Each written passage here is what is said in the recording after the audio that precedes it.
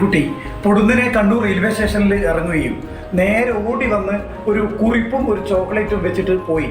ആ കുറിപ്പിലുണ്ടായത് ഇങ്ങനെയാണ്: dear Kerala police, those mid night patrolling made me feel so protected എന്ന് പറഞ്ഞിട്ടൊരു കുറിപ്പാണ് അവിടെ വൈറ്റ് പേപ്പറിൽ കുട്ടി സ്വന്തം കൈപ്പടയിൽ എഴുതിയിട്ട് അവിടെ വെച്ചിട്ടുള്ളത്. അത് കൂടാതെ ഒരു ചോക്ലേറ്റും കൂടി എൻ്റെ ഒത്ത് വെച്ചിട്ടുണ്ടായിരുന്നു. എന്തായാലും കുട്ടി കാണിച്ച ആ നല്ലൊരു കാര്യത്തെ വളരെയധികം താങ്ക്സ് ഉണ്ട്. ഇന്നലെ രാവിലെയാണ് ഈ സംഭവം നടക്കുന്നത്.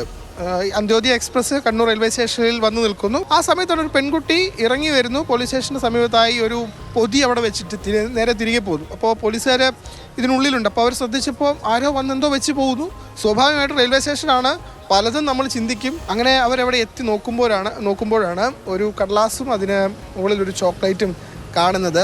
രാത്രി ഈ പെൺകുട്ടി ട്രെയിനിൽ പോകുന്ന സമയത്ത് പട്രോളിങ്ങിലുണ്ടായിരുന്ന പോലീസുകാരൻ നല്ല രീതിയിൽ ഒരു ഇടപെടൽ നടത്തി എന്ന് ആ കുട്ടി പറയുന്നുണ്ട്. ആ കുട്ടിയെ സംബന്ധിച്ചിടത്തോളം വലിയ സന്തോഷം നൽകുന്ന ഒരു ഇടപെടൽ നടത്തി. അതെന്താണെന്ന് അറിയില്ല.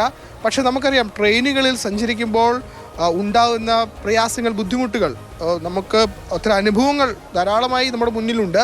പക്ഷേ ഇവിടെ പോലീസുകാർ കൃത്യമായി ഇടപെടൽ നടത്തി. അതാണ് ആ പെൺകുട്ടിക്ക് ഇങ്ങനെയൊരു പേപ്പറിൽ ഒരു നന്ദി എഴുതാനും അത് ഒരു ചോക്ലേറ്റും അവിടെ കൊണ്ട് വെക്കാനൊക്കെ തോന്നിയത്.